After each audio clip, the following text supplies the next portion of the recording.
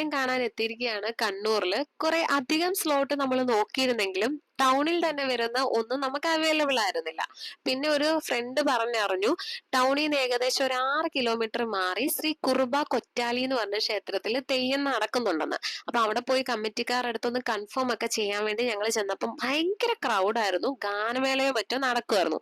അത് മാത്രമല്ല അതേസമയം അമ്പലത്തിനകത്ത് പലതരത്തിലുള്ള തെയ്യവും അരങ്ങേറുന്നുണ്ടായിരുന്നു. നമുക്ക് അതിന്റെ ടൈപ്സ് ഒന്നും അറിയില്ല. വെള്ളാട്ടം എന്നൊക്കെ പറഞ്ഞ് പലതരത്തിലുള്ള ഉണ്ടായിരുന്നു. പിന്നെ കമ്മിറ്റിക്കാരുടെ അടുത്ത് ചോദിച്ചപ്പോൾ പറഞ്ഞു ഞങ്ങൾ ഉദ്ദേശിക്കുന്ന കണ്ടകർണൻ എന്ന് പറഞ്ഞ തെയ്യം വെളുപ്പിന് 4 മണിക്ക് ഉണ്ടെന്ന്. ഇപ്പൊ സമയം വെളുപ്പിന് 2:30. ഇപ്പൊ ചെന്നാലേ നമുക്ക് അറ്റ്ലീസ്റ്റ് അകത്ത് കയറാനും അതുപോലെ തന്നെ വലിയ തിരക്കില്ലാതെ ഇതെല്ലാം കാണാൻ പറ്റുള്ളൂ എന്നൊരു ധാരണ ഞങ്ങൾക്കുണ്ടായി രാത്രിയിലത്തെ തിരക്ക് കണ്ടപ്പം. അങ്ങനെ അവിടെ ചെന്നു. ആദ്യം ചെന്ന പാടെ കുറെ അധികം തെയ്യമൊക്കെ അവിടെ നമ്മൾ കണ്ടു. അതൊക്കെ ഇതിനകത്ത് ചെറിയ ചെറിയ ഷോർട്സ് ആയിട്ട് ഞാൻ കാണിക്കും. അത് മാത്രമല്ല പിന്നെ ഈ കണ്ടകർണൻ തെയ്യത്തിന്റെ പിന്നാമ്പുറ കാഴ്ചകളും അതുപോലെ തന്നെ ദൈവരൂപത്തിലേക്ക് ആകുന്ന കാഴ്ചകളും ഒക്കെ ഞാൻ ഇതിനകത്ത് ആഡ് ചെയ്തിട്ടുണ്ട്.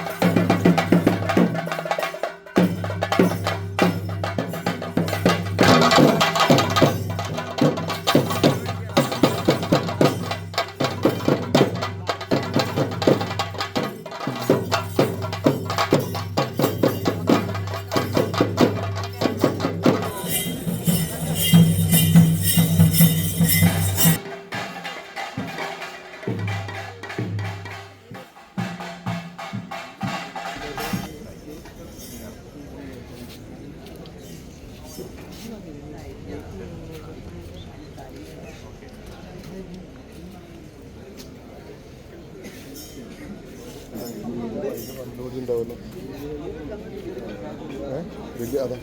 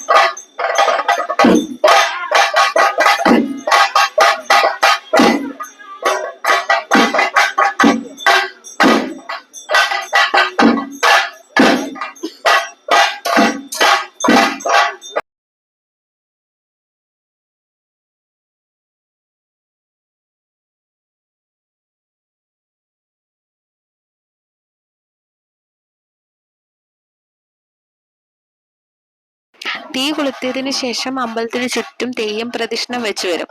അത് മാത്രമല്ല, അമ്പലത്തിന് ചുറ്റും വടം വലിച്ചു കെട്ടിയേക്കുമായിരിക്കും. അതിനകത്ത് വേണം നമ്മൾ നിൽക്കാൻ. സോ നമ്മൾ എവിടെ നിന്നാലും നമുക്ക് തെയ്യം നല്ല വ്യക്തമായിട്ട് കാണാൻ പറ്റും.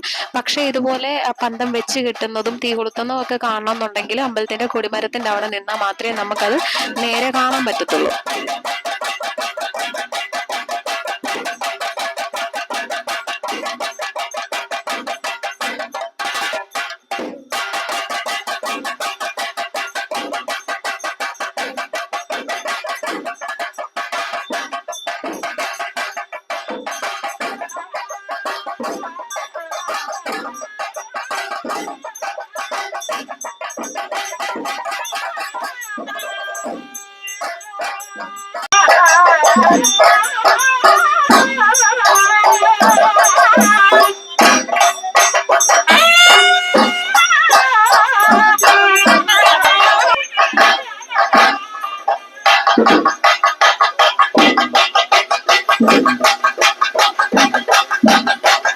ആദ്യത്തെ ഒരു പ്രദക്ഷിണം കഴിഞ്ഞപ്പോൾ തന്നെ ഞങ്ങൾ അവിടെ നിന്ന് ഇറങ്ങി. അത്യാവശ്യം നല്ല തിരക്കുണ്ടായിരുന്നു. അമ്പലത്തിനകത്തും പുറത്തും മതിലിന്മേലും ഒക്കെ ആൾക്കാർ ഇരിക്കുമായിരുന്നു കാണാൻ വേണ്ടിയിട്ട്.